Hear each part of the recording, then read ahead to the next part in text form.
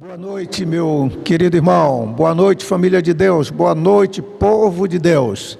Boa noite, você que ouve a palavra de Deus, que está adorando junto conosco neste culto de celebração. Estamos chegando ao final do mês de maio, a última semana, os últimos dias. Estamos aí nessa campanha, já finalizando 31 dias de oração pela família. Creio que Deus abençoou o seu lar, abençoou a sua vida, abençoou a sua família. O nosso tema foi, continua até o final aí do mês, Jesus transforma minha família, com a divisa, em parte ali de João 10:10, quando Cristo disse, eu vim para que tenham vida e a tenham em abundância. E colocamos como divisa, eu vim para que tenha vida e a tenha plenamente. Então é a vida plena que nós podemos encontrar em Cristo Jesus. E na pregação desta noite, eu quero deixar uma mensagem para você, para a sua família, a ideia de evangelizar a família, evangelizando minha família. Mas nós vamos aprender aqui mais do que isso. De fato que nós tiramos aqui, ressaltamos 2 versículos da Bíblia, em Atos, capítulo 16, o versículo 30 e 31, mas eu vou ler a partir do verso 16, porque na realidade o capítulo 16 de Atos, ele vai mostrar o trabalho de Deus, a obra de Deus na cidade de Filipos, que ficava na Macedônia, uma região sísmica. Ali, Paulo chega, prega o evangelho, Lídia se converte, uma jovem escrava também se converte, e a partir deste episódio é que tem a narrativa que nós vamos analisar nesta noite. Então, abra sua Bíblia, a palavra de Deus, em Atos, capítulo 16. Acompanhe comigo a leitura a partir do verso 16, para a gente entender o que de fato aconteceu, até chegar ali no verso 30 e 31. Então acompanhe a leitura. Atos 16, a partir do verso 16 está escrito: E aconteceu que indo nós à oração, nos saiu ao encontro uma jovem que tinha espírito de adivinhação, a qual adivinhando dava grande lucro aos seus senhores. Esta, seguindo a Paulo e a nós, clamava dizendo, estes homens que nos anunciam o caminho da salvação, são servos do Deus Altíssimo. E isto fez ela por muitos dias. Mas Paulo, perturbado, voltou-se e disse ao Espírito, em nome de Jesus Cristo, te mando que saias dela. E na mesma hora saiu. E vendo seus senhores que a esperança do seu lucro estava perdida, prenderam Paulo e Silas e os levaram à praça, à presença dos magistrados. E apresentando-os aos magistrados, disseram, estes homens, sendo judeus, perturbaram a nossa cidade. E nos expõem costumes que não é lícito receber nem praticar, visto que somos romanos. E a multidão se levantou unida contra eles, e os magistrados, rasgando-lhes as vestes, mandaram açoitá-los com varas, e havendo-lhes dado muitos açoites, os lançaram na prisão, mandando ao carcereiro que os guardasse em segurança, o qual, tendo recebido tal ordem, os lançou no cárcere interior e lhes segurou os pés no tronco. Perto da meia-noite, Paulo e Silas oravam e cantavam hinos a Deus, e os outros presos escutavam. E de repente sobreveio um tão grande terremoto que os alicerces do cárcere se moveram, e logo se abriram todas as portas, e foram soltas as prisões de todos. Acordando o carcereiro e vendo abertas as portas da prisão, tirou a espada e quis matar-se, cuidando que os presos já tinham fugido. Mas Paulo clamou com grande voz, dizendo: não te faças nenhum mal, porque todos aqui estamos. E pedindo luz, saltou dentro e todo trêmulo se prostrou ante Paulo e Silas. E tirando-os para fora, disse: senhores, que é necessário que eu faça para me salvar? E eles disseram: crê no Senhor Jesus Cristo, e serás salvo tu e a tua casa. E lhes pregaram a palavra do Senhor, e a todos os que estavam em sua casa, e tomando-os ele consigo naquela mesma hora da noite, lavou-lhes os vergões, e logo foi batizado, ele e todos os seus. Então, levando-os à sua casa, lhes pôs a mesa. E na sua crença em Deus, alegrou-se com toda a sua casa. Amém.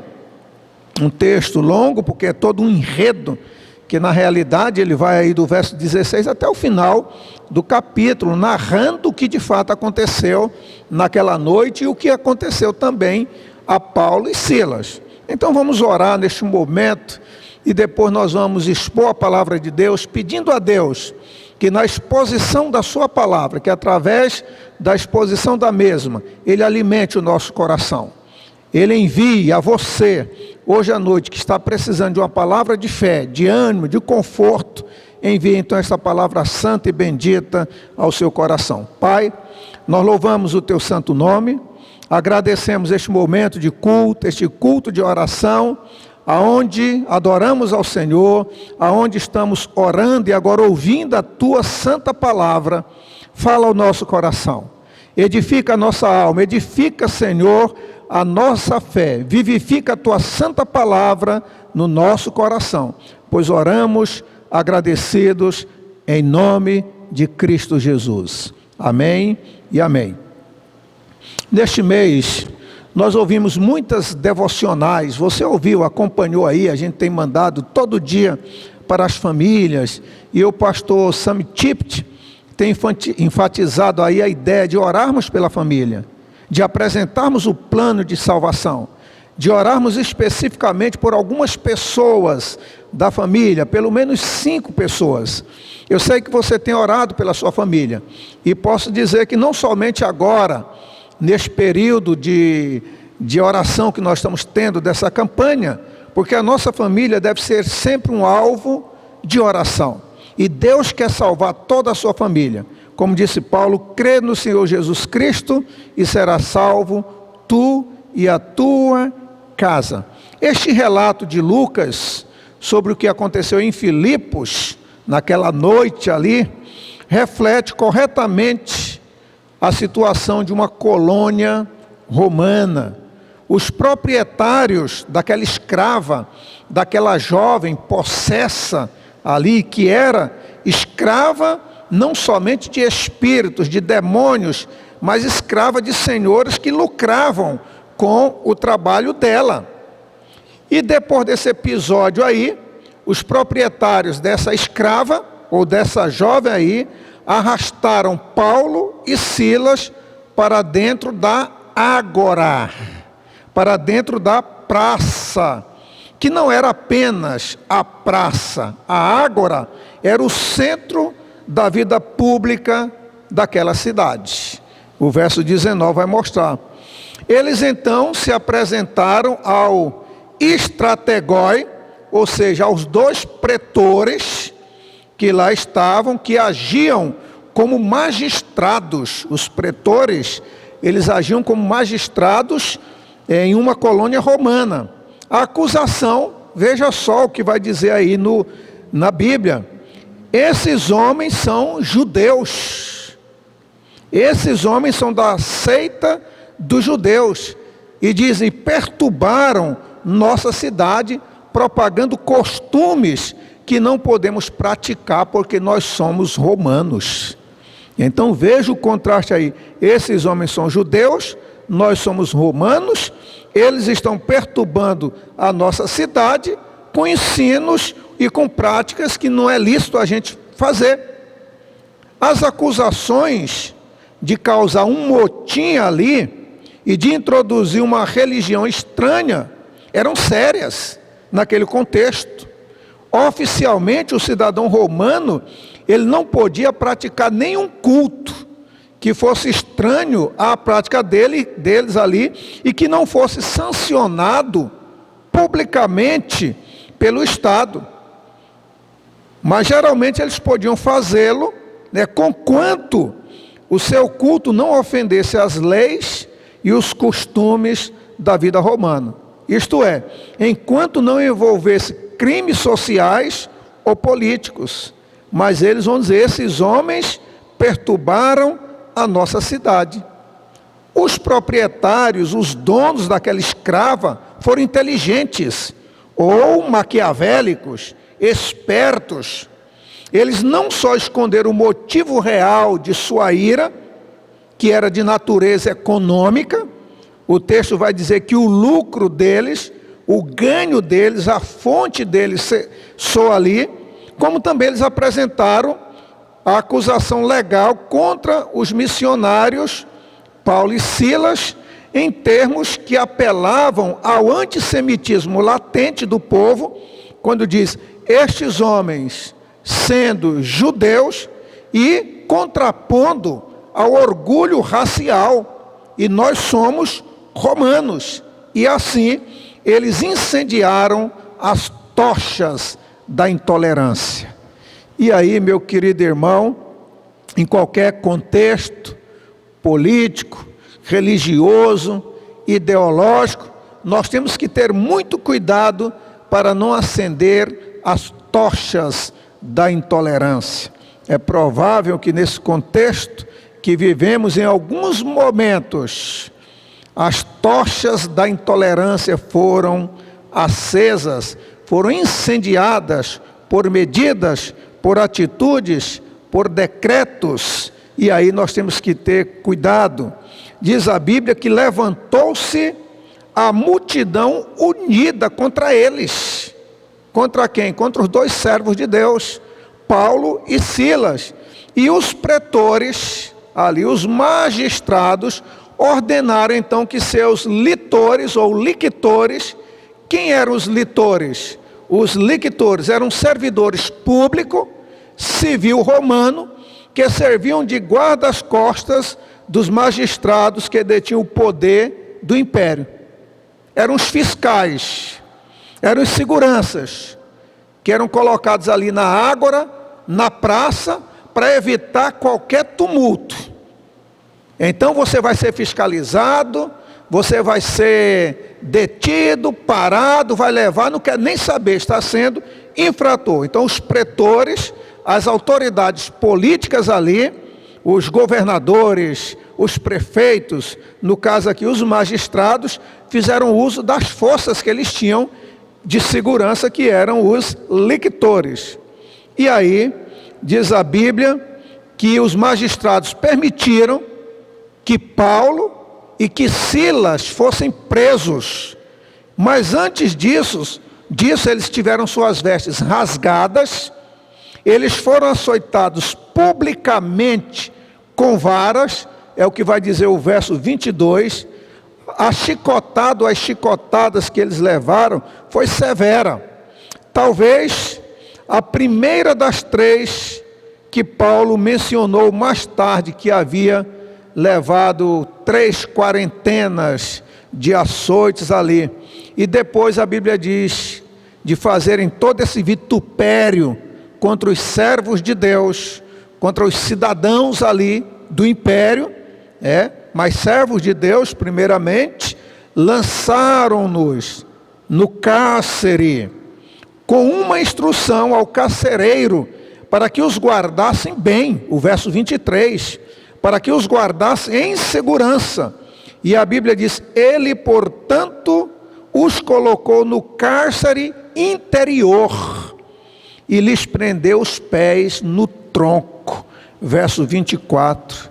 É maravilhoso que com tantos sofrimentos que aqueles homens estavam passando, os nossos irmãos, Paulo e Silas, com as costas rasgadas, os membros doloridos, eles por volta da meia-noite, oraram e cantaram louvores a Deus. Não eram gemidos, eram hinos que saíam de suas bocas. Em vez de amaldiçoar os homens, eles louvaram a Deus. Não é de admirar que os demais companheiros de prisão estivessem escutando, e escutando atentamente, é o que diz o verso 25. Então, naquele contexto, naquele momento, de repente, diz a Bíblia, de repente, os alicerces da prisão foram abalados por tamanho terremoto, ou por tão grande terremoto, que abriram-se todas as portas, soltaram-se as cadeias de todos. Ali, verso 26, e o carcereiro então despertou do seu sono, acordou ali, e vendo as portas daquela prisão abertas, pensando que todos os presos tivessem fugido, ele ia se suicidar. Verso 27, pegou a espada curta dele e queria se matar, porque ele seria o responsável pelas fugas. Mas Paulo gritou para que ele não se matasse, e diz, pois todos nós aqui estamos. Verso 28, e ali, convicto do seu pecado, o carcereiro trêmulo, ele prostra-se diante de Paulo e Silas e faz a grande pergunta que está aí nos versículos 29, no verso 30, né? O que devo fazer para ser salvo? Talvez ele tivesse ouvido a jovem escrava gritar, né? Estes homens são servos de Deus e anunciam o caminho da salvação. Ou talvez estivesse simplesmente expressando o desejo do coração, a necessidade da alma, qualquer que fosse o caso, ou por ter ouvido aquela jovem que fora liberta gritar, dizendo que esses homens eram servos de Deus e pregavam o caminho da salvação, ou pela necessidade do seu coração, os missionários deram-lhe a primeira resposta, e uma resposta direta. Ele precisava crer pessoalmente em Jesus Cristo. Crê no Senhor Jesus e será salvo tu e a tua casa. O verso 31. E depois, a Bíblia diz que Paulo, e Silas pregaram a palavra de Deus a ele e a todos os de sua casa, expondo o caminho da salvação mais detalhadamente. É o verso 32.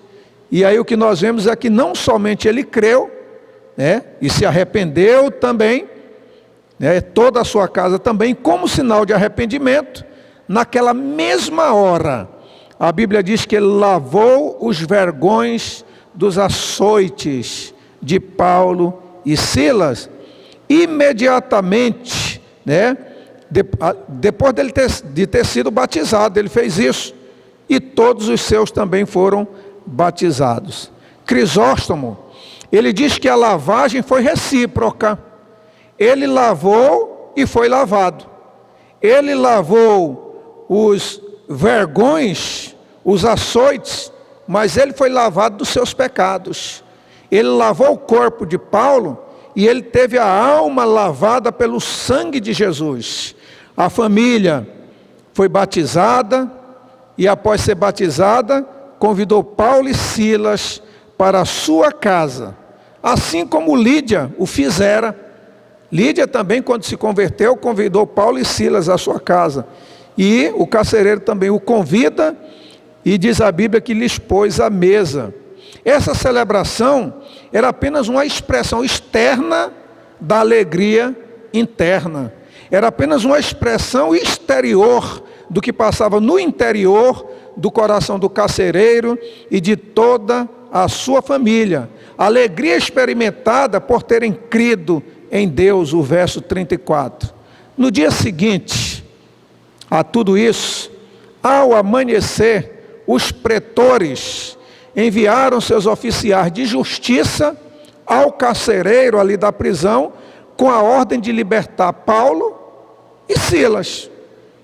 Verso 35. E o carcereiro comunicou isso aos prisioneiros, a Paulo e Silas. As autoridades então acreditavam que um açoitamento público, uma humilhação pública e uma noite no cárcere era castigo suficiente para que eles aprendessem a lição, e esperava que eles então saíssem dali e não fizessem mais barulho. Mas Paulo reagiu. Paulo reagiu de forma diferente.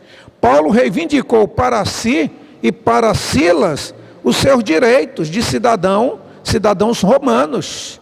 Direitos que muitas vezes, em pleno século 21, olha que isso daqui no primeiro século, eles apelaram para a Constituição, para a lei romana, para os seus direitos. Hoje, muitas vezes, o seu direito, o meu direito, o nosso direito como cidadão brasileiro, não está sendo observado e você não tem aonde recorrer. E eles não fizeram isso na Ágora, mas lá na prisão eles apelaram, porque de acordo com Alex Júlia, o cidadão romano, ele não podia ser açoitado, não podia ser preso por um magistrado, né? Há diversos provocationem, né? Daquela situação ali, há diversa, e nem poderia ser açoitado por qualquer outra pessoa, sobre qualquer circunstância, muito menos sem julgamento e sem condenação. O cidadão só tinha que dizer: civis romano sum. Eu sou cidadão romano.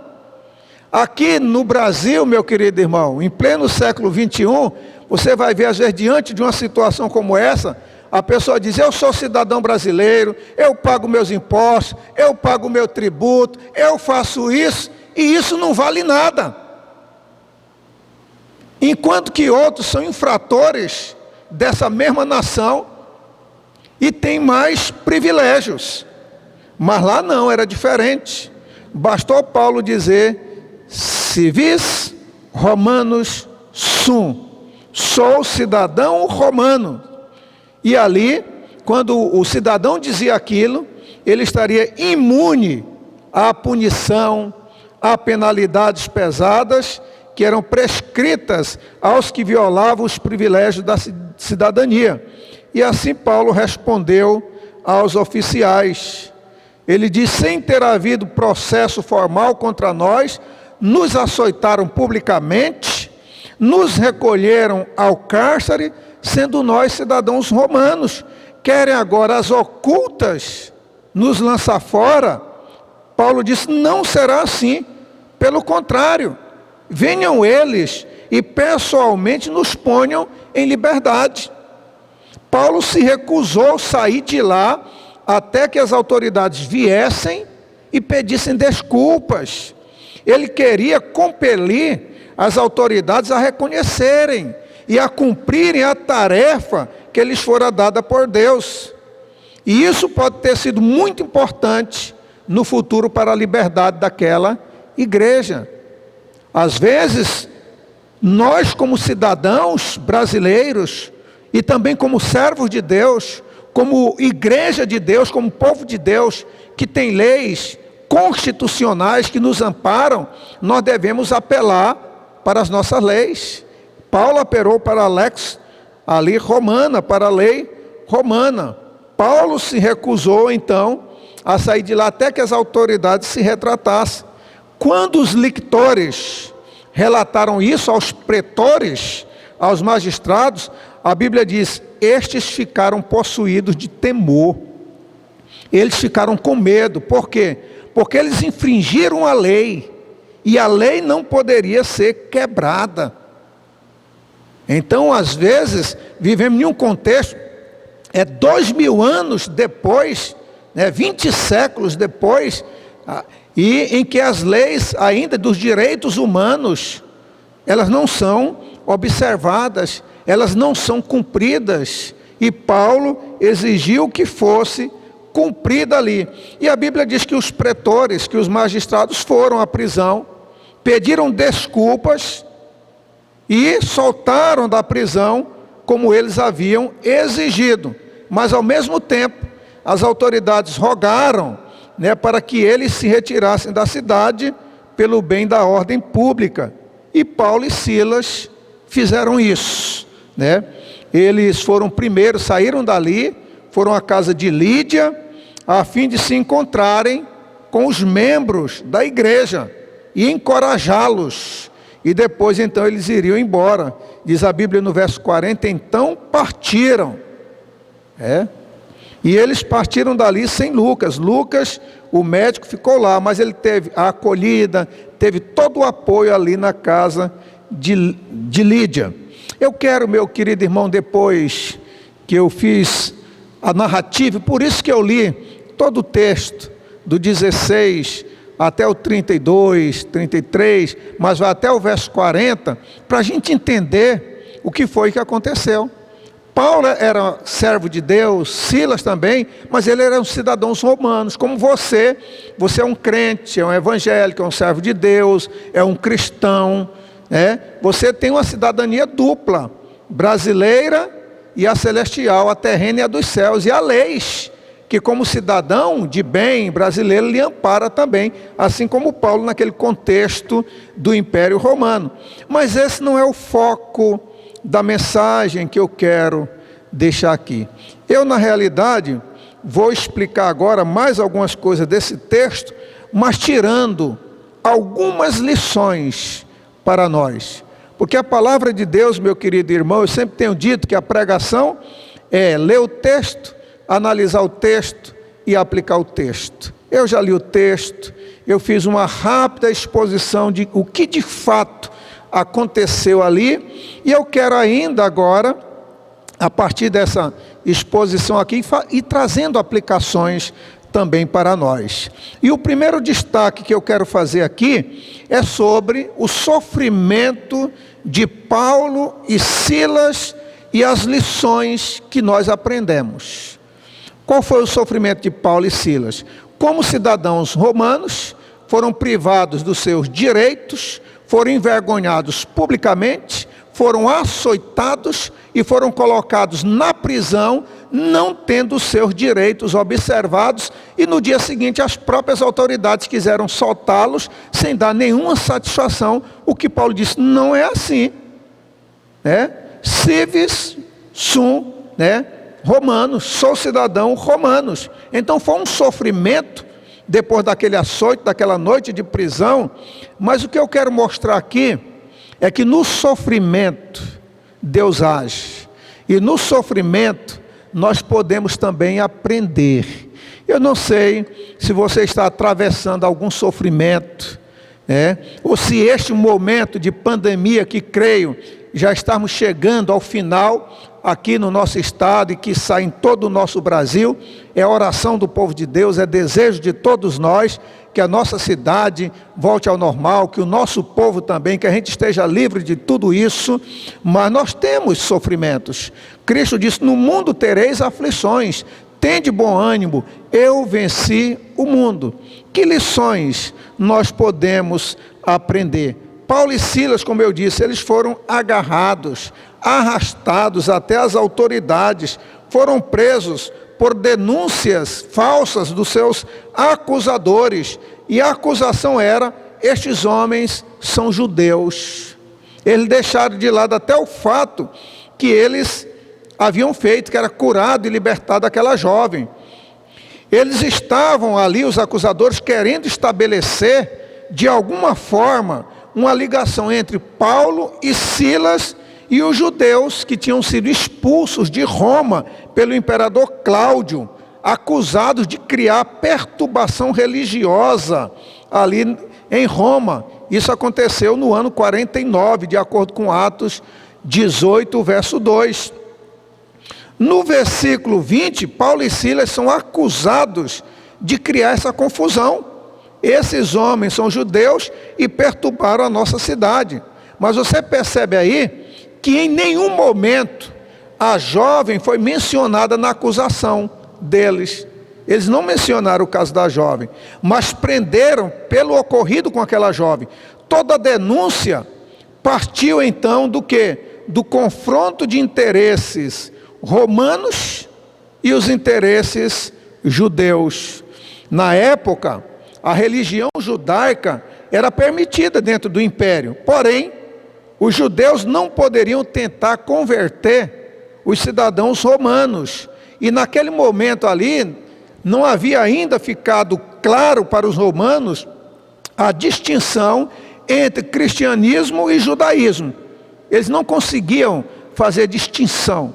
E na realidade o que Paulo estava pregando era o cristianismo. Era a salvação em Cristo. Crê no Senhor Jesus, será salvo toda a tua casa. Com todo o tumulto ali ocorrido, se aglomerou na ágora, na praça da cidade, a multidão. Os magistrados ignoraram naquele momento qualquer procedimento legal, ignoraram a lei, ignoraram a constituição maior e deram ordem de prisão para que Paulo e Silas fossem despidos e açoitados por serem judeus. Embora eles fossem cidadãos romanos e não pudessem ser açoitados, mas eles não verificaram isso. Tinha uma dupla cidadania os dois. Paulo e Silas, diz a Bíblia, que foram lançados na prisão. As cadeias daquela época, a prisão, elas tinham duas partes. Ela tinha a parte exterior, que era o cárcere externo, e o cárcere interno. No cárcere, ou na parte externa, os presos que ficavam ali desfrutavam de mais liberdade. Eles podiam até receber visitas, mas na parte interna, o aprisionamento era bem mais rígido. E geralmente o cárcere interno, ou a parte interna da prisão, era reservada a prisioneiros mais perigosos. A prova disso é que o carcereiro colocou eles na parte interna, e diz a Bíblia que colocou as pernas de Paulo e Silas no tronco, no cepo. Eles foram guardados como homens perigosos ali. E toda aquela precaução era para que impossibilitasse qualquer possibilidade de fuga. Após uma sessão de açoites, os presos ali, Paulo e Silas, já completamente debilitados pelos açoites, e agora eles então têm suas pernas também colocadas no tronco, e que às vezes era muito incômodo, porque os buracos do tronco eram bem afastados, eles ficavam com as pernas muito abertas, causando um grande incômodo. E aí, meus queridos irmãos, foi um momento de grande sofrimento para Paulo e Silas. Mas nós aprendemos algumas coisas. E eu queria que você anotasse aí algumas lições que você pode aprender no sofrimento. O sofrimento de Paulo foi o quê? Vexame público, vergonha, privação dos seus direitos como cidadão de bem ali, açoites, preso, e na prisão interior, que era a cela mais restrita, e com os pés ainda amarrados no tronco, no cepo. O que foi que eles fizeram? O que é que nós aprendemos? É que no sofrimento nós podemos testemunhar de Cristo. O versículo 25 vai dizer: pela meia-noite, grave bem essa frase, meia-noite, Paulo e Silas oravam e cantavam hinos a Deus, enquanto os presos escutavam. E a tradução aí é: enquanto eles ouviam atentamente, meia-noite. No sofrimento, meu querido irmão, é possível aproveitar as oportunidades para testemunhar de Cristo. Jó amaldiçoa o teu Deus e morre. Ele diz: não, como uma louca tu falas, Deus deu, Deus tirou, bendito seja o nome do Senhor. E no verso 25 do capítulo 19 de Jó, ele disse: eu sei que o meu Redentor vive e por fim se levantará dentre os mortos. Meus irmãos, Paulo e Silas, mesmo tendo passado por tudo aquilo, não praguejavam, não murmuravam, eles oravam e cantavam. Charles Spurgeon, ele diz: qualquer tolo é capaz de cantar durante o dia. Ele diz: é fácil cantar quando nós conseguimos ler a partitura à luz do sol.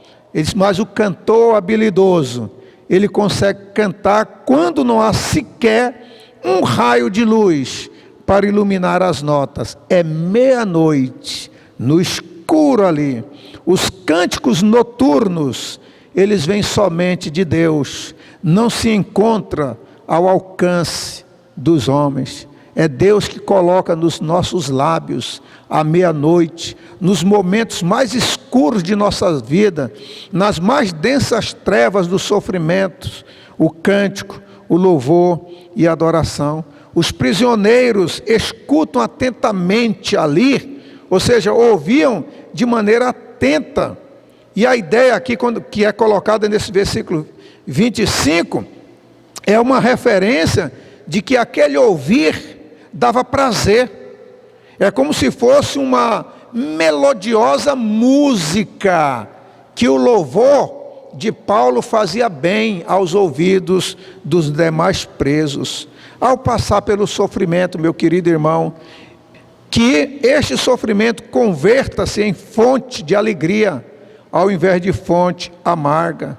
O cristão, ele transforma o sofrimento numa fonte de vida. Em vez de murmurar na hora da dor, ele celebra. Em vez de cerrar os punhos contra Deus, como fez a mulher de Jó, ele adora a Deus. Não espere as coisas melhorarem para você dar testemunho da bondade de Deus. Paulo e Silas eram missionários, tanto em liberdade como na prisão, tanto durante a vida como na hora da morte. Aquelas celas úmidas, escuras, insalubres como eram, que era acostumado a escutar praguejamento ali dos presos, palavrões, impropérios, agora escutavam orações fervorosas e hinos de louvor a Deus. Quando os filhos de Deus cantam no sofrimento, na dor, na enfermidade, o nome de Deus é exaltado e os pecadores são impactados. No sofrimento, nós podemos triunfar sobre as adversidades. É possível triunfar, sim, no sofrimento sobre as adversidades e usá-las como incenso de nossa adoração a Deus. Meu querido irmão, o sofrimento, a adversidade é uma encruzilhada. É uma encruzilhada na qual uns colocam os pés na estrada do fracasso e outros avançam pelo caminho da vitória. Então, a adversidade, sofrimento, é uma encruzilhada, aonde você pode colocar o seu pé na estrada do fracasso, ou mesmo no sofrimento, colocar o seu pé na estrada da vitória. As forças adversas tornam-se aliadas da nossa alma. Podemos louvar a Deus. Paulo passou a olhar o sofrimento pela perspectiva de Deus. Apenas suportar o sofrimento não é cristianismo. Minha vida é um sofrimento eterno, eu sou cristão, eu suporto. Não é só suportar o sofrimento. Isso seria estoicismo e paganismo. O cristianismo vai além, meu irmão. O cristianismo transforma vales em mananciais, choro em alegria, dor em prelúdio de consolo, sofrimento em liturgia de adoração. O cristianismo gera convicções de que Deus é soberano. Deus está no controle de toda a situação. Não importa o sofrimento que você esteja passando, não importa a adversidade, Deus está no controle. Aqueles homens sofreram como quaisquer outros. A dor era verdadeira, era uma verdadeira dor para eles. A prisão era verdadeira para eles, mas eles cantavam, eles oravam, porque sabiam que Deus tinha um plano perfeito e que Jesus estava sendo glorificado naquele sofrimento. No sofrimento, nós precisamos entender que nós estamos assentados nas regiões com Cristo. É possível estar com os pés no tronco, como Paulo estava ali, e ao mesmo tempo assentado com Cristo nas regiões celestes. Paulo estava preso, com os pés no tronco, mas estava assentado com Cristo nas regiões celestes. Você está atravessando o sofrimento, está nessa encruzilhada como eu passei, mas você também está sentado com Cristo nas regiões celestes. Paulo e Silas estão em Filipos, estão no cárcere interior de uma masmorra romana, estão acorrentados, com os pés no tronco, em profunda agonia, com o lombo, o corpo todo dilacerado, mas eles estão também em Cristo. Seus pés estão no tronco, mas o coração deles está em Deus. Fisicamente, eles estão sofrendo a maior humilhação, mas espiritualmente estão assentados com Cristo na região celeste. Fisicamente, você pode estar no maior sofrimento, mas espiritualmente você está em Cristo. Era meia-noite, mas eles tinham a luz do céu na prisão. A presença de Deus transformou a prisão em palácio, o tronco em paraíso, e eles ergueram ao céu à meia-noite orações de adoração e hinos de louvor a Deus. No sofrimento, meu querido irmão, é tempo de adorar a Deus. Podemos adorar a Deus no sofrimento. Nós aprendemos que no sofrimento, na hora mais escura da vida, é hora de adorarmos a Deus. Adore a Deus no sofrimento. Jó, como é que podes ainda adorar a Deus? E a Bíblia disse: Jó o adorou. Meia-noite, diz o verso 25. E meia-noite, Paulo e Silas. Meia-noite, meu querido irmão, é hora de solidão. Meia-noite é hora de silêncio, de escuridão, de medo. Mas para Paulo e Silas era tempo para adorar. O tempo fora transfigurado. Não havia tempo difícil para esses homens. Eles estão acima do tempo. Estão vivendo de maneira atemporal. Eles cantam à meia-noite. Para eles não há problemas sem solução. Para eles não há causa perdida. Não há situação fora do controle de Deus, meu querido irmão. Eles não foram chamados para escapar da dor, mas para triunfar sobre ela. Você também. Não é que você esteja livre de todo sofrimento, mas você vai triunfar sobre toda dor e sobre todo sofrimento. Meia-noite, diz o verso 25, mesmo na prisão, com as costas ensanguentadas, era o melhor tempo para adorar a Deus e cantar louvores. É fácil cantar na alegria, é fácil cantar quando tudo vai bem.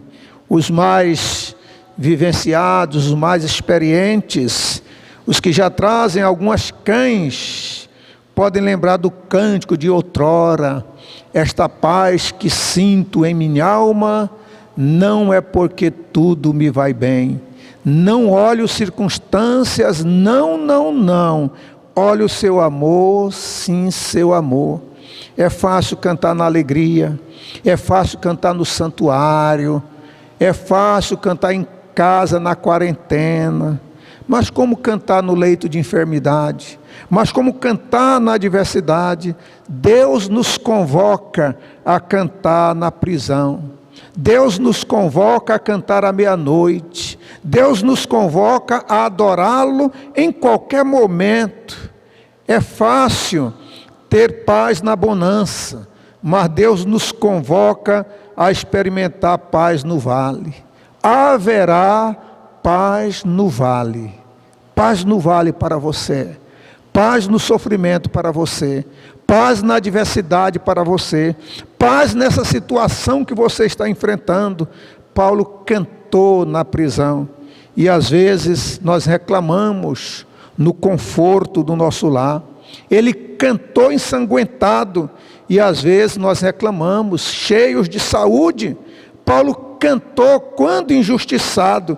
E às vezes nós reclamamos, mesmo quando somos honrados. Adore a Deus, louve a Deus.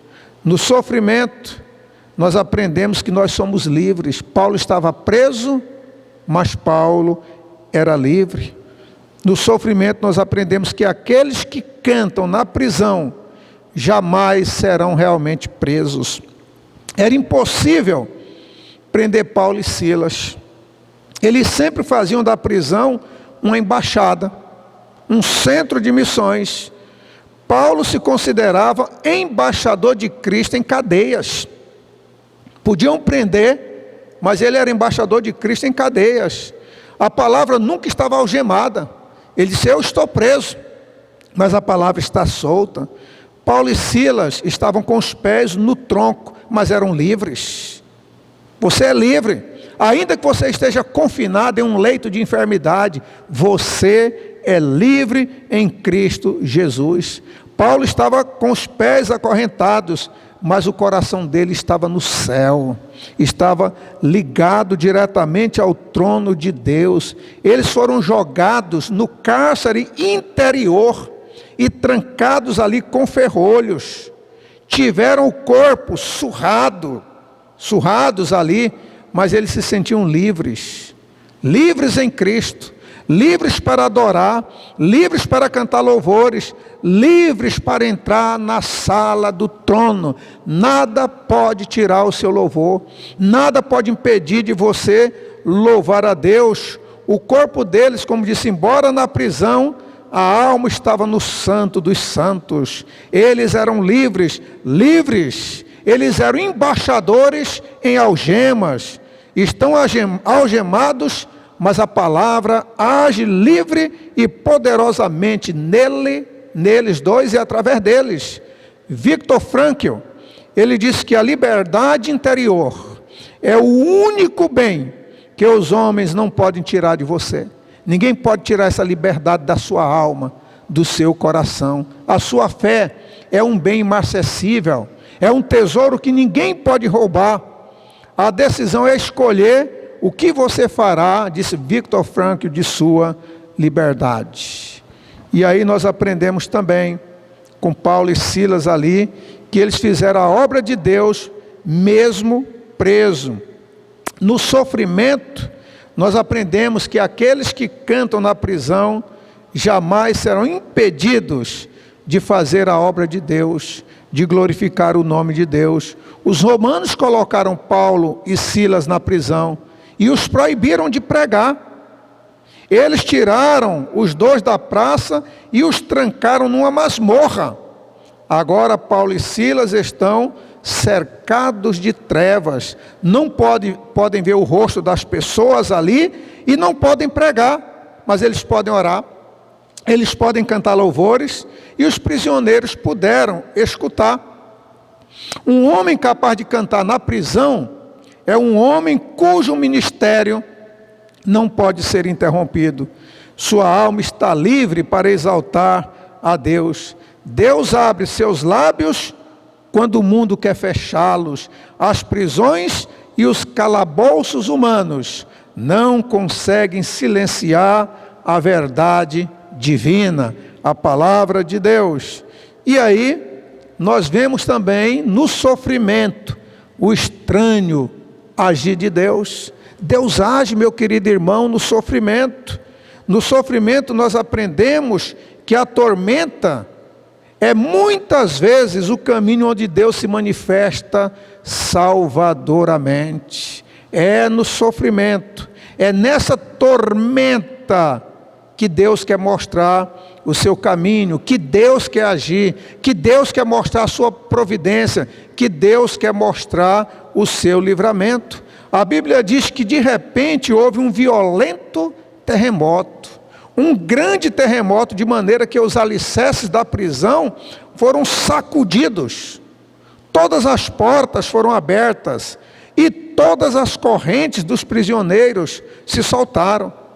Sabemos que Macedônia era uma região sísmica, que havia uma incidência muito grande de terremotos. Porém, esse terremoto aqui específico foi providência de Deus, que usa até mesmo de meios naturais para prover milagres inexplicáveis. Deus pode usar situações adversas que nós não sabemos na sua vida para manifestar o seu favor. Esse terremoto tinha um papel decisivo nos propósitos de Deus. Quando o carcereiro acordou, ele viu todas as portas abertas ali, ele pensou então que todos os presos tinham fugido e ele decidiu se matar, achando que não havia mais nenhum preso ali. Entretanto, o texto vai dizer que antes que ele se suicidasse, Paulo avisa que nenhum preso fugiu. O terremoto foi um instrumento usado por Deus para que seus propósitos soberanos fossem cumpridos. Deus age por meios que para nós parecem estranhos. O terremoto não apenas quebrou as correntes que prendiam Paulo e Silas, mas abalou os alicerces do cárcere. Foi muito mais além disso. Não somente fez isso, aquele terremoto quebrou as correntes da incredulidade e abalou os alicerces da alma e do coração do carcereiro e de toda a sua família. Uma coisa que a gente diz, é algo normal, principalmente naquela região da Macedônia, mas Deus usou esse terremoto para quebrar as correntes da incredulidade e os alicerces do coração do carcereiro e da sua família. Esse terremoto revelou o poder e a majestade de Deus, bem como a sua soberania e os seus propósitos eternos. O grande objetivo do terremoto pode ser notado nas palavras do carcereiro: Senhores, o que devo fazer para ser salvo? Esse foi o grande objetivo. Deus age por meios estranhos. O terremoto foi o caminho de Deus. Deus faz o seu caminho na tormenta. O terremoto é o instrumento que Deus usa para abrir as portas da prisão e quebrar os ferrolhos dos corações endurecidos. O propósito de Deus no terremoto é sacudir as almas dormentes. Deus sacode o chão sob os pés daqueles que se opõem. Deus precisou mandar um terremoto para que o carcereiro se convertesse. O mesmo Deus que abriu o coração de Lídia numa reunião de oração, Ele envia agora um terremoto para abrir o coração do carcereiro. Ele age de formas diferentes. No sofrimento, nós podemos adorar e cantar. Aprendemos que no sofrimento, mesmo quando o terremoto não ocorre, mas já demora o meu sofrimento, nós podemos continuar adorando e cantando. O terremoto que abriu miraculosamente as portas daquela cadeia e o coração do carcereiro não é o ponto principal aqui. Paulo e Silas não cantam louvores porque o terremoto ocorreu, de maneira nenhuma. Eles não contam para que aconteça o terremoto, e nem sempre o terremoto se concretiza. Milhares foram deixados na prisão e lá morreram, mas cantaram à meia-noite. Depois de várias outras prisões, Paulo, no final da vida, ele voltou a uma masmorra romana. Ele volta a ser preso depois, Paulo, no final da vida dele, e desta vez em Roma, não mais em Filipos. Nessa prisão, ele adora a Deus novamente, 2 Timóteo 4, de 6 a 8.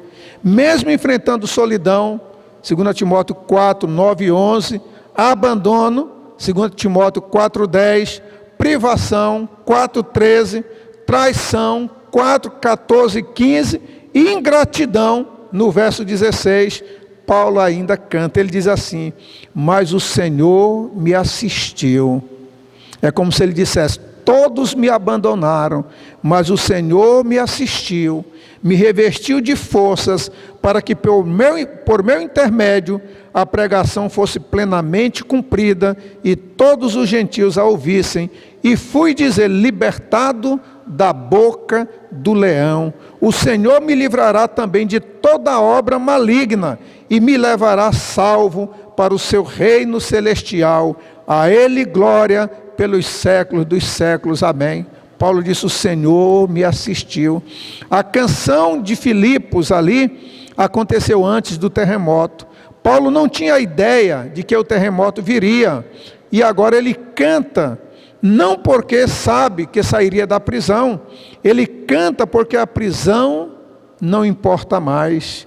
Seu passaporte já está carimbado para a última viagem, e esta viagem derradeira é para o céu. E aí, meus irmãos, depois de todas essas lições do sofrimento, a gente vê a conversão do carcereiro. E aí, nessa conversão do carcereiro, a gente vê o método de Deus e vê a salvação de Deus. Então Deus tinha um propósito ali na prisão de Paulo e Silas, que era a conversão do carcereiro. Através do sofrimento de Paulo e de Silas, Deus concretiza a salvação deste homem. O método de Deus para alcançar uma alma perdida deve nos maravilhar. Eu já descrevi tudo o que ocorreu ali com Paulo, mas nós destacamos que Deus abre a porta do Evangelho para pessoas improváveis. E para as pessoas mais improváveis, frequentemente nós esperamos que os justos sejam salvos, quando é o pecador que necessita de médico. Não são os bons, mas os justos. Como nós estamos falando da salvação dentro de casa, crê no Senhor Jesus Cristo, será salvo tu e a tua casa, orando pela salvação. Jesus transforma a minha família. Muitas vezes tem gente na sua família, no seu lar, que precisa se converter, e que você acha que é uma pessoa endurecida, uma pessoa que não tem jeito, uma pessoa que é difícil, mas a Bíblia diz que são justamente aquelas pessoas improváveis, como Paulo, que era um homem duro, que perseguia a igreja de Cristo, e a caminho de Damasco, ele se converteu. Paulo e Silas estavam cumprindo a ordem de Jesus, de pregar o Evangelho a toda criatura. A nossa missão é essa, pregar o Evangelho a todas. Para Paulo, fosse César, fosse um rabi judeu, um carcereiro, todos eles mereciam ouvir o Evangelho da salvação. Então, crê no Senhor Jesus, será salvo tu e a tua casa. Não importa, você tem que pregar a todos. E não é só orar, é pregar também o Evangelho, é falar do Evangelho de Cristo Jesus. O método de Deus é visto também na atitude dos seus servos, que depois de espancados e amarrados, eles poderiam justamente ali estar resmungando contra a injustiça, mas não, pelo contrário, eles oram, eles adoram a Deus e eles pregam o Evangelho. Paulo diz: eu sou prisioneiro de Cristo. Não era de Roma, mas era de Cristo Jesus. E ele pregava o Evangelho. E nós vemos então a salvação de Deus. À meia-noite, Paulo e Silas estavam orando e cantando hinos a Deus, enquanto os outros prisioneiros ouviam. De repente, verso 26, diz que veio um terremoto tão grande e aconteceu tudo aquilo que nós já descrevemos ali. Todas as portas foram abertas, todas as correntes foram soltas, diz o texto. E nós aprendemos aqui, vemos algumas frases que precisam ser notadas aqui. A primeira é: senhores, que devo fazer para ser salvo? É essa pergunta que o seu familiar tem que chegar à conclusão. O que devo fazer para ser salvo? O que é que a pessoa deve fazer? Aquele carcereiro, ele cai trêmulo diante dos missionários, num sinal de humildade e submissão, e faz essa pergunta ali: senhores, o que devo fazer para ser salvo? A pergunta parte de um coração sincero, como fica evidente aí pelo tratamento amável que ele coloca-os para fora e diz: senhores. Este é o grito de uma alma que esteve face a face com a eternidade e não gostou do que viu. É a pergunta que Jesus gostaria que cada um fizesse, que o seu esposo fizesse, que o seu filho fizesse. É a pergunta que cada membro da nossa família deve fazer: o que devo fazer para ser salvo? E nós temos que ter uma resposta a esta pergunta. Paulo diz: crê no Senhor Jesus e serás salvo. O contexto da pergunta do carcereiro mostra que o seu interesse está na segurança eterna e não na segurança do trabalho. Ele não queria saber como ser salvo daquela situação como carcereiro, não. É como ele poderia ter a sua alma salva. E Paulo e Silas pregam o evangelho, e o carcereiro e todos os membros da sua família creem em Deus, são batizados, ficam cheios de alegria, crê no Senhor Jesus Cristo. Meus irmãos, Paulo e Silas ensinaram àquela família a palavra do Senhor, e eles foram imediatamente salvos e batizados. Nós temos que orar pela família, não somente nessa campanha de 31 dias de oração, orar pelos filhos, orar pelos esposos, os filhos pelos pais, pelos parentes que não são crentes, pedir oportunidades a Deus, quando ligar para ele, dizer: posso orar por você, e apresentar o evangelho de Cristo Jesus. Somente o Espírito Santo de Deus pode promover transformação radical, pode mudar o coração das pessoas, e foi isso que o Espírito Santo fez no coração daquele carcereiro que realmente foi salvo. E aí, a Bíblia diz que eles manifestaram grande alegria, verso 34, o carcereiro levou Paulo e Silas para dentro de sua casa e os alimentou. E diz o texto: regozijou-se grandemente, porque ele e sua família creram em Deus. Então nós vimos aí o plano de salvação. Primeiro, uma inquietação. Ore para que Deus inquiete, para que Deus incomode a pessoa amada. O Espírito Santo pode fazer isso, que ele convence o homem da justiça, do juízo e do pecado. E o seu parente, o próximo, pode perguntar: o que devo fazer para ser salvo? Aí você vai dizer: crê no Senhor Jesus Cristo e será salvo tu e a tua casa, e apresente o evangelho, apresente o plano de salvação, apresente as boas novas, e você vai ver uma mudança grande na vida dessa pessoa, como foi visto na vida do carcereiro e de toda a sua família, que se regozijaram ali grandemente, diz a Bíblia, por terem crido em Deus. Nós vemos nesse capítulo 16, primeiramente a conversão de Lídia e de todos os membros de sua família. A Lídia creu, ela foi salva, e a sua família também. Aquela jovem também creu e foi salva. O carcereiro agora crê e também é salvo, e é apresentado o evangelho pregado à sua casa. O carcereiro passa a ser anfitrião e convida Paulo e Silas a entrarem em sua casa. O grego aqui indica que ele os conduz até a sua residência. Ele leva até os seus lares. E o carcereiro começa a cuidar pessoalmente das necessidades físicas de Paulo, mostrando uma alegria imensa por aquele que tinha ocorrido com ele e com toda a sua família. Mas depois de tudo isso, Paulo e Silas voltam voluntariamente para a prisão, como nós já relatamos aí, até que as autoridades, os pretores, os magistrados, chegassem ali para se retratar e também os libertarem. Aí Paulo e Silas saem dali e vão para a casa de Lídia, se reúnem com aqueles irmãos e passam a encorajá-los também. E depois eles partem de Filipos. Mas ali na casa de Lídia, ele vai ter todo o apoio de Lídia, de Lucas, o médico amado, que está ali também e que poderia curar ou cuidar das feridas deles. Eles têm todo o amparo ali na casa de Lídia depois que ele sai. Mas o texto encerra, depois de todo esse episódio, o que foi que nós vimos aí? Primeiro, o sofrimento de Paulo e de Silas, de maneira injusta, mas eles aproveitaram a oportunidade para quê? Para adorar a Deus, para exaltar a Deus, para cantar louvores a Deus.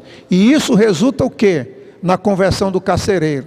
Deus usa um método diferente, um grande terremoto. Alguém pode dizer, era uma região sísmica, isso era natural acontecer, mas Deus usou aquele evento, quebrou as cadeias, as correntes dos presos, mas quebrou também as algemas do coração do carcereiro e de toda a sua família, que foi salvo. E agora, Paulo e Silas, depois de terem voltado para a prisão e de terem pedido que as autoridades se retratassem ali, eles vão sair dali e vão partir. É o que vai dizer os textos daí para frente. Mas o que nós vemos nesses versículos aí, primeiro, foi uma injustiça que houve, né?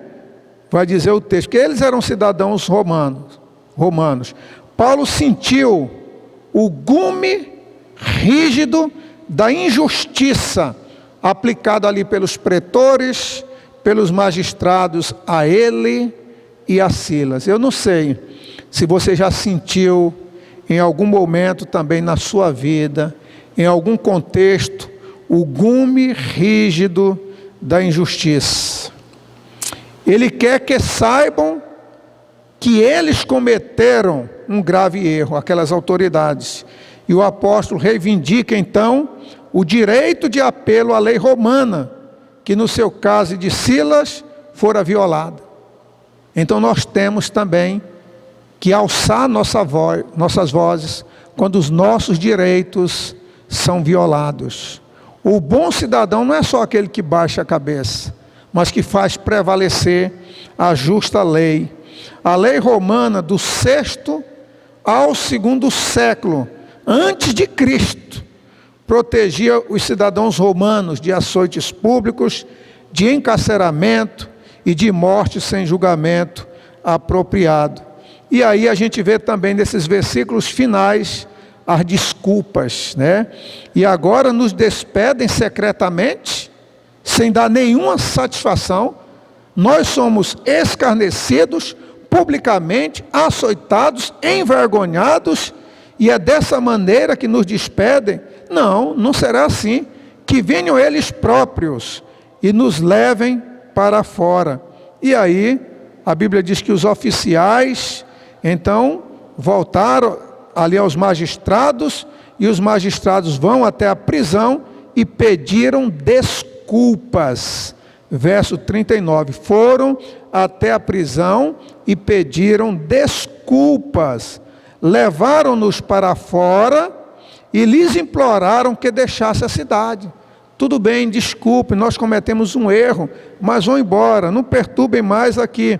E Paulo atende.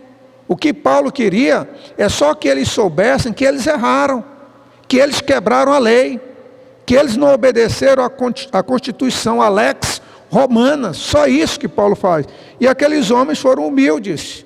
Os magistrados foram pessoalmente na prisão e pediram desculpas. E o texto encerra no verso 40 dizendo: e depois que Paulo e Silas deixaram a prisão, foram para a casa de Lídia, onde se reuniram com os irmãos, e diz o verso 40, e os encorajaram e partiram. Servos de Deus. E assim, meu querido irmão, esse texto finaliza. O que foi que nós vimos aqui? Nós vimos o sofrimento de Paulo e Silas e várias lições que nós também podemos tirar no sofrimento. Tire a lição no sofrimento. Louve a Deus, adore a Deus. O sofrimento, a tormenta, como eu disse, é uma encruzilhada. E aí você tem que saber aonde colocar os pés. Você pode colocar os pés para o lado do fracasso, ficar resmungando, questionando, amaldiçoando, e aí você será derrotado. Mas pode colocar os pés no lugar do sucesso, adorar a Deus, louvar a Deus e saber que Deus está no controle da história, que Deus está nessa tormenta, que Ele vai mandar livramento, que Ele vai abençoar você, que Ele vai libertar você. Pode ser meia-noite, na hora mais difícil, mas adore a Deus e confie no Senhor. E vimos também que nós precisamos orar pela família, até que os nossos familiares façam como aquele carcereiro também. Deus tem os seus meios de trabalhar, os seus métodos, nós não sabemos como. Cabe a nós orarmos e pregarmos o Evangelho, até que Ele nos diga o que devo fazer para ser salvo. Ou como disseram em Pentecostes, varões, o que devemos fazer para ser salvo? A resposta é: crer no Senhor Jesus Cristo. É Ele que salva. E nós temos que pregar o Evangelho e ensinar todas as verdades. E aí nós vamos ver almas transformadas e alegres com Cristo Jesus. Aqueles mesmos que eram opositores, que perseguiam a fé, agora convertidos, têm um coração alegre e servem a Deus. E eu finalizo aqui, meu querido irmão, mostrando que esse capítulo 16 de Atos nos mostra o poder unificador do Evangelho. O Evangelho é o poder de Deus para a salvação de todo o que crer. Dizia um hino antigamente, e é a verdade bíblica, como diz Paulo em Romanos, tanto do judeu como do grego. Nós vemos aqui o que? Uma comerciante, uma jovem escrava e um carcereiro. Pessoas com nacionalidades diferentes, com contextos sociais diferentes aí, como nós vemos também, e com necessidades diferentes. Por exemplo, Lídia, qual era a necessidade dela? Intelectual. E por isso o texto vai dizer que ela escutava atentamente a palavra. A jovem escrava, qual era a necessidade dela? A necessidade psicológica. Ela era escrava. De fato, ela possuía um espírito mau, que precisava ser expulso ali. Mas uma possessão, tanto naquela época como hoje também, pode ter consequências psicológicas terríveis. Como ser humano, ela tinha perdido a sua identidade, a sua individualidade, e se socialmente, como escrava ali, ela pertencia aos senhores. Então, psicologicamente, ela pertencia a um espírito que controlava, mas também ela tinha uma outra escravidão, tinha uma dupla escravidão, e precisava de uma libertação psicológica. E o carcereiro tinha uma necessidade moral ali, e todas as necessidades foram observadas. Então, Lídia, aquela jovem, e agora o carcereiro, os três foram salvos pelo Evangelho de Cristo. O poder do Evangelho, o poder unificador. Meu querido irmão, não somente nesse mês que já está terminando, hoje é dia 27, daqui a 4 dias, finda o mês, mas coloque esse propósito, até você morrer, de que você vai estar orando pela sua família, mesmo que seja meia-noite, como Paulo, mesmo na tormenta, mesmo na adversidade, e Deus vai lhe dar a graça de você ouvir seus familiares, um por um, dizendo o que devo fazer para ser salvo, ou alguém apresentando para eles o plano de salvação. Crê no Senhor Jesus Cristo e será salvo tu e a tua casa, e aí você vai ver a alegria no coração daquelas pessoas. Eu vou orar por você neste momento, pela sua família, pelos nossos lares. Que Deus nos abençoe. Pai bendito, nós louvamos o teu santo nome. Nós agradecemos, ó Deus, ao Senhor. Sabemos que foi um texto longo, a mensagem também exaustiva e longa, mas eu te peço que neste momento a graça do Senhor seja sobre nós, que na tormenta, que no sofrimento, ó Deus, que em qualquer circunstância ou dificuldade, ao invés de murmurar, de questionar, ó Deus, aproveitemos ainda que seja meia-noite para adorar ao Senhor, para glorificar o teu nome, para bendizer. O Senhor nunca perdeu o controle da situação. Tu estás, ó Deus, no controle de nossas vidas, e nós te louvamos por isso. Nós te adoramos, ó Pai, hoje à noite, neste momento, na certeza de que o Senhor está no controle de nossas vidas, de que o Senhor está no controle, ó Deus, das nações, dessa nossa cidade, desse nosso estado e desse nosso país também. Muito obrigado, ó Deus, por esta certeza, e também porque nós vimos o Senhor usar uma situação adversa. Quem sabe, em todo esse contexto que estamos vivendo, de sofrimento, de isolamento, de pandemia, mesmo em tudo isso, o Senhor usar essas dificuldades, esses meios, para abençoar lares, abençoar famílias, abençoar pessoas, abençoar a nossa nação. Nós te louvamos, ó Pai, porque cremos que o melhor para nós ainda está por vir. O melhor para a nossa nação ainda está por vir. De que o choro pode durar uma noite, mas a alegria vem pelo amanhã. Nós cremos, ó Deus, no teu evangelho. Cremos na tua palavra. Cremos no poder do evangelho de Cristo Jesus para a salvação de todo aquele que crê. Cremos nessa palavra, ó Deus, que revigora e que conforta a nossa alma e o nosso coração. Em nome de Jesus, ó Pai, abençoa cada pessoa que ouve. Abençoa a tua igreja, abençoa o teu povo. Fortalece a nossa alma e fortalece o nosso coração. Ó Deus, nós oramos pedindo todas estas bênçãos no nome de Cristo Jesus, hoje e para todo sempre. Amém e amém. Que Deus nos abençoe. Meu querido irmão, Deus lhe abençoe no restante dessa semana. Domingo nos encontraremos novamente, 8h30 da manhã e às 18h30 para celebrar o nosso Deus. Até lá, que Deus nos abençoe. Um forte abraço. Fique debaixo da bênção e da graça de Deus no nome de Cristo Jesus. Amém e amém.